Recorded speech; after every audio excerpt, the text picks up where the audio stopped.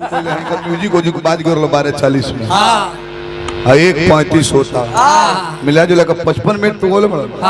तारा ऐसा करे के चाहिए वही एगो गाना वो हमार बीगल गाना है जको 1-5 वर्ष पहले जगो उधर नहीं सॉरी गइलू गाना कि नया न होने अभी कोनिया बाड़ी कोटिया पर के कहे तोर तारू कैसे भेजी बोलो गोरी तहारा के बधारी में का जाने कोनो धोली भर या कवारी में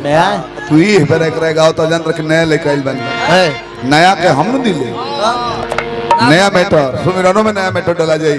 चैता नया कहा जाई शेर बोला ओकर जवाब भी आई लौकी बेचा लौकी हमरा घर तरह की माई अब कितना कृपा करस गाड़ी घोड़ा धन संपत्ति हो गई ए भाई धन से कहो के मन घाला कहो धन से मन घाला कहू अच्छा तोहरा कोई के कमी बा रुपया पैसा बैंक बैलेंस 8-8 गो नाय चल तरी सब कुछ के कमी बा अभी का लड़ा के कमी बा ठीक है बा का नहीं के अन धन सोना चांदी रुपया पैसा अभी का लड़ा के कमी बा कुछ कर नहीं के कमी कुछ कमी नहीं के लौकी के खेत बोलले बा लौकी बेचा नाय घर बढ़िया व्यवस्था करता रहे परसों आई भबड़े हम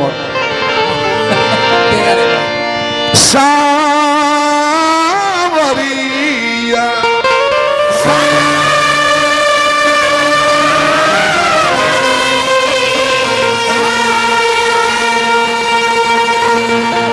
सावरिया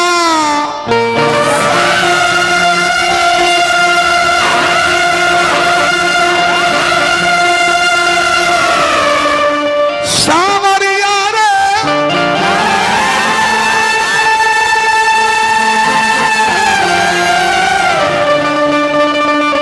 प्रोग्राम का ठंडा को तरह एकदम शुरू कर तो तू कुछ खुद खाद कर हमारे तरह खोदक पड़ता खोदलो पर को मुनात नहीं है वाह बुझाता कि ठेला पर गेल बा कि अब दर्दा हा हा हा रे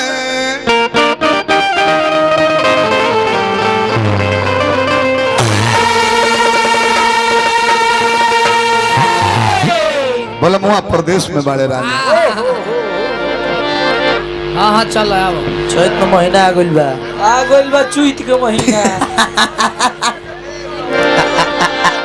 कहा तरह के राम जी के जन्म भइल हे मर्द चाचा कहीं को बात कहते हैं हमरा के 100 रुपया पुरस्कार भी दिल बनी हाँ पुरनका में के ब्यास साई हाँ जन्नी उ तीनिए गो के दायरा में चलित रहेला ओकरा से बहरी ना जेबत ना